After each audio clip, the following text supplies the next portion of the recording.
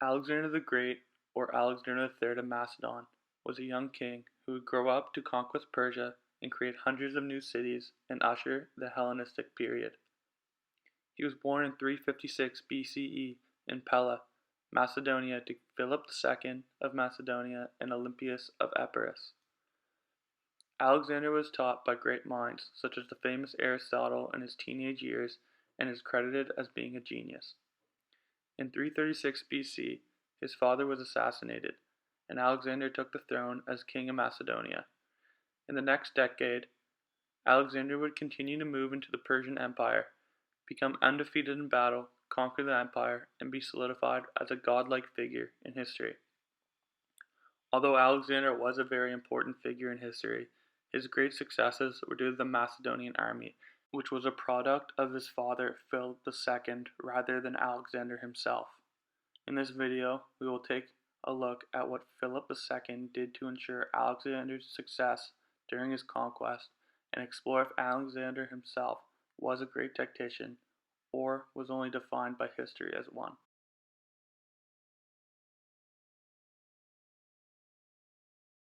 During the reign of Philip II, between 382 BCE and 336 BCE, the Macedonian army was revolutionized. When Philip took power, Macedonia was in a very weak state, with enemies all around. Philip knew that a strong military force was needed to solidify Macedonia's presence in Greece. The infantry that Philip inherited was poor, mostly made of peasants from deep poverty and lacking equipment and training. He quickly recruited 4,000 Macedonian infantrymen and equipped them for a radical new style of fighting.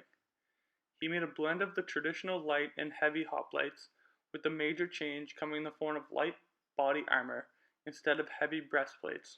This decrease in protection was countered by the development of the sarissa, which was a 4 to 6 meter long pike with an iron tip and a counterweight at the back. These weapons were made for piercing armor and thrusting through an enemy. They would also be anchored in the ground when bracing for an enemy charge. He switched out a heavy bronze shield for a lighter, smaller shield called a pelta, and they were also carrying a short spear and slashing sword for closer combat.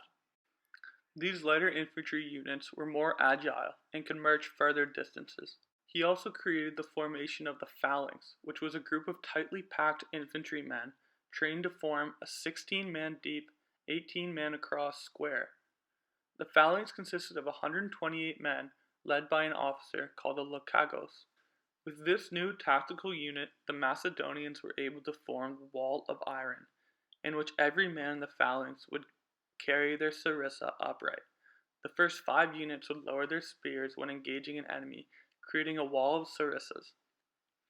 Due to the length of the sarissa, 4 iron heads would protrude in front of the first infantrymen. These weapons gave a great advantage to the Macedonians, and their multiple advancing phalanx units would steamroll any opponent. He also made sure his phalanx never broke formation, and trained them to either double or half the 16-man depth when necessary. Furthermore, he made his infantry march and run large distances while fully equipped so that they would remain fit and ready for battle. Philip also created a special unit of the infantry that were hand-picked called the Peshetiroi to act as the guard of the king during battle. Philip also reformed the Macedonian cavalry. He created the prodromoi, who were light cavalry used for scouting and javelin throwing, grouped into aisles which consisted of 200 men. Most notably, Philip revolutionized the companion cavalry, who were noble men armed with a 2-meter-long lance and bronze chestplate and iron helmet. These men were the shock troops of the Macedonian army and were devastating for opposing infantry. Philip adopted the idea of the wedge formation, which consisted of 200 men, 20 men deep, and 20 men wide at its base. The narrowness at the head allowed the leading horse to exploit and charge through the enemy line, and the cavalry behind would follow quickly. This would shatter the opposing formation. He trained both his prodromoi and the companion cavalry in this tactic. Finally, Philip saw great potential in the use of siege equipment and created his own engineering corps responsible for construction of various siege engines.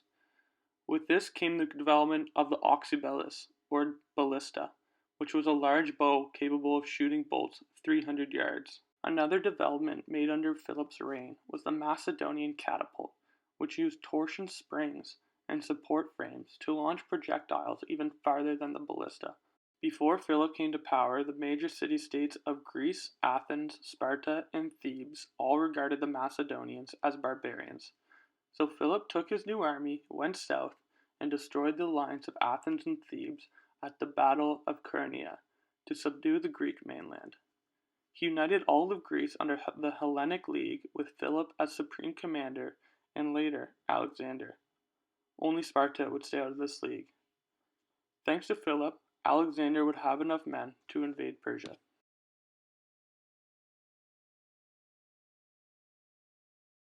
Although Alexander was undefeated in battle, he inherited all of Philip II's generals, officers, and commanders who were all major parts in all the battles he fought. The most notable being Parmenion, who served Philip and later Alexander. Parmenion was considered Philip's most worthy military leader and strategist and held the same position when Alexander took throne. He helped unify Greece under Philip and commanded many battles. Under Alexander, Parmenion was in control of the Macedonian infantry, their allies, mercenaries, and the heavy cavalry of the Thessalians. He controlled the most important command posts during 3 of the 4 major battles of Alexander's conquest: the Battle of Granicus, the Battle of Issus, and the Battle of Gaugamela. In 330 BCE, Alexander had Parmenion assassinated after Parmenion's son, Phillip confessed under torture to plotting against Alexander. When Alexander decided to invade Persia, they were already in a state of decline. After Persia lost back-to-back battles against Greece in the 5th century, they stopped expanding. In the century leading up to Alexander's invasion, Persia was weakened by civil wars and internal rebellions due to a transfer of power after the king of Persia died. Philip knew there was never a better time to attack, therefore, with the help of his strategists, created a plan to invade Persia. After his sudden assassination, Alexander was given his father's plan on how to invade Persia and simply carried out these plans, backed by his father's generals and commanders. The revolutionized army under Philip II gave Alexander a huge advantage in his conquest of Persia. He revolutionized the Macedonian infantry, cavalry, and siege equipment, and in doing so, formed the largest and most advanced army to ever come from Greece. He united most of the city-states in Greece, gifting Alexander nearly 50,000 men to invade Persia. His father's generals, some of whom considered the best generals and strategists in the world at the time, also followed Alexander and gave him the plan his father conceived to invade Persia. At the time Alexander invaded Persia, it was in a state of decline with rebellions and civil wars taking place. Therefore, he knew that there was no better time to attack. A famous quote by Winston Churchill says, "History is written by the victors," and in this case, Alexander won all of his battles and portrayed himself as a godlike figure. Even if Alexander was a great tactician, many of his battles were won due to experienced generals such as Parmenion, who commanded the majority of Alexander's men. Without Philip's achievements in revolutionizing the Macedonian army, Alexander would not have been able to successfully conquer Persia.